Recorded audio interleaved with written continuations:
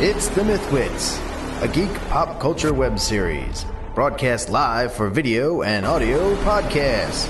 Watch us live at MythWits.com and find us on YouTube and iTunes, bringing you news and reviews about geek pop culture.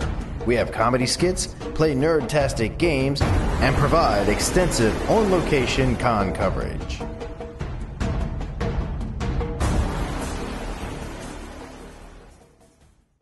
Oh, no worries. It was actually sort of funny while we were down in Melbourne, Australia. We had Rachel Robinson, Yeah. who's Fame from Final Fantasy. Yeah. She came into our hotel room because she had not brought anything to record, but League of Legends had this one audition for this one character, and so she's like, I'm gonna need to use somebody's, if anybody's just, he could be a shitty mic. Exactly. And Lanny, one of the guy who plays Vegeta. I remember. Yeah, Nick Landis, yeah. Nick Landis. Landis. Of course, he always brings his mic and his laptop for if he wants to do a podcast with all of us in person. Yeah, that's actually why we brought ours. It's actually my personal mic I use for my auditions and recordings. So we got to see how professionals audition, guys. I think Martin gave you one, Chris. Yes. I was like this on, but I was like, these guys. Collect off Maybe Summon Mythic Exodia. You gotta collect them all to get the super duper booster packs. By the way, gentlemen, lovely work on the quarterly you guys put up. Fucking. I only saw halfway. Why does he keep kicking me in the dick? He keeps kicking me in the dick. Why? Oh my god. That line, actually, we were coming up with it, and we thought, it's kind of weird, because I've heard Deception people say, he gets kicked in the stomach, and that is not... No. That face is not a kick. That is not a gut... That's not a gut kick. That is... He became a Ken doll in that moment.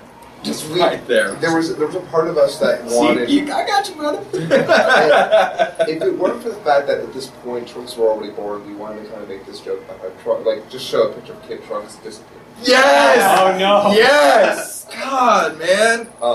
And during that scene, they're like, why does he keep kicking me in the dick? It was just, we saw the video and we're like, oh my god, that man is having the worst day. That is the look of a man whose day has been crushed. I mean, I thought Griff at Red vs. Blue had it bad when he keeps getting punched in the dick, but freaking, by your guy, he's kicked in the dick.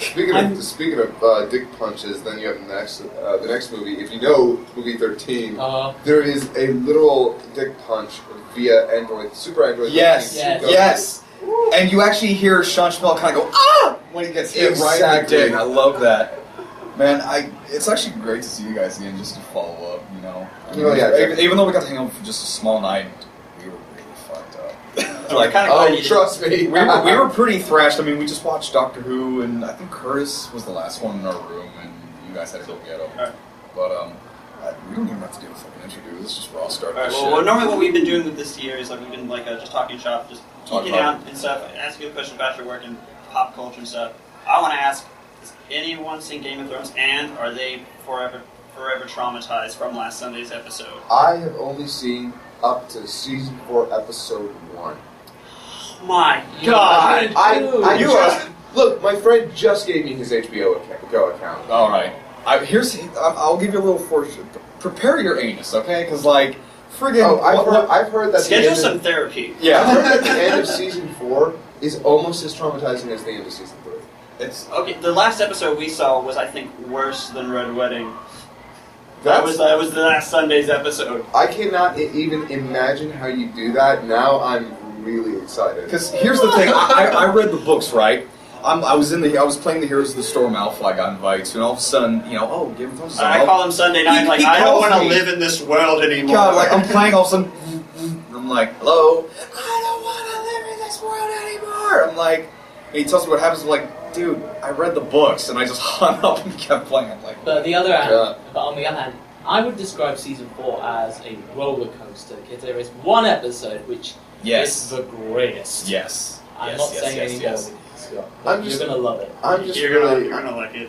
I'm really looking forward to the season. If not only because of what I've heard from everyone else, but also just to see more Arya and the dog, because they are my favorite companions. Yeah, they actually have really good chemistry. And the last episode, they were in they were relationship bros actually. They are the buddy cops of Game of Thrones. Yeah. Well, the first time you see her kill a guy, you're like, oh wow, that was quick. That was quick. That was dirty. And you're like, yep, she knows. She's basically at some point, she skipped that step you're supposed to take, that initial trauma after you kill a person. Yeah. She was so far past that. Yeah. And so when she goes up to that guy and she starts reciting the exact same thing he said to her, and then slides the... She actually looked like she was enjoying it. The first dude she killed, she just stuck that thing and was like, you're dead, next. She was having a lot of fun. Yeah. But I was always kind of curious whenever you guys do... sessions we start writing these episodes. Yeah. Obviously, you guys do group Skype call. It's usually the writers are Lenny or Taka and 101 and I, or Nick and I in Discord, so not Scott PEREZ. And we usually schedule about 3 nights a week, maybe about 3 to 4 hours per shooting session. And it's all over Skype. What we do is we all own the series. So what I'm about to say, please don't castrate me. We usually pull up a couple of streams of the episodes, because it's the only way we can watch the episodes. Oh, dude, I completely understand. I mean, I just got out of my acting classes and I started getting some voice work. Finally, some small stuff. He's auditioned for Funimation already. I just auditioned 2 weeks. Actually Wednesday I auditioned with Jerry Jewell, and then 2 weeks ago I auditioned with Tyler Walker and Colleen Klingenbeard. Nice. I'm actually friends with Tyler. It's actually thanks to Tyler I got these auditions. Me and Tyler and Heather were really good friends. It's been a lot of fun. I mean, just what you guys do.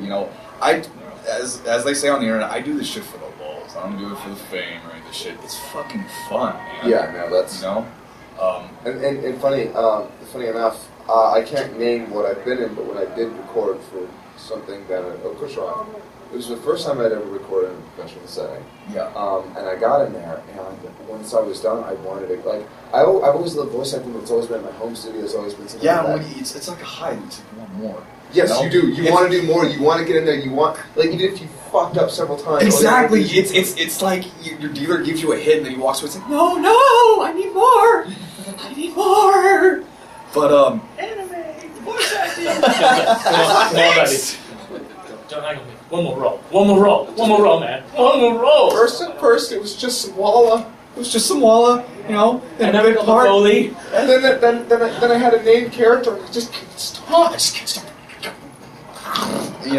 hilarious. But yeah, it was a lot of fun because I first got exposed to actually networking myself at Todd Havercorn's new con last year, HaverCon. I went there, and I was a finalist. This was only after semesters worth of training.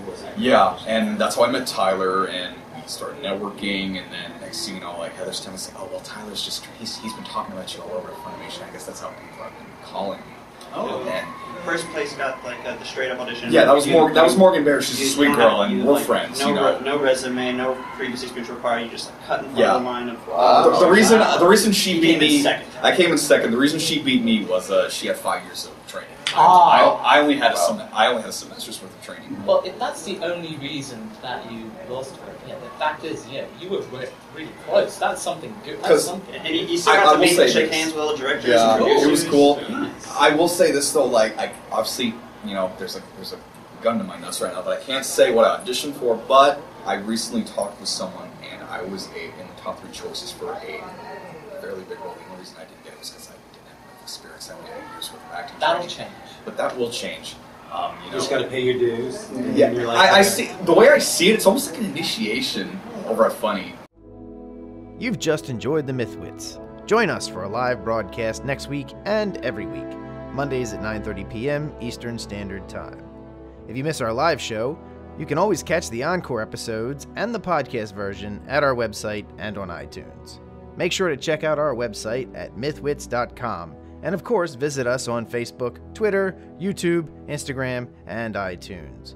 MythWits is a Studio187.com production and is protected under an attribution, non-commercial, no derivatives, Creative Commons work. You can download and share it with whoever you like.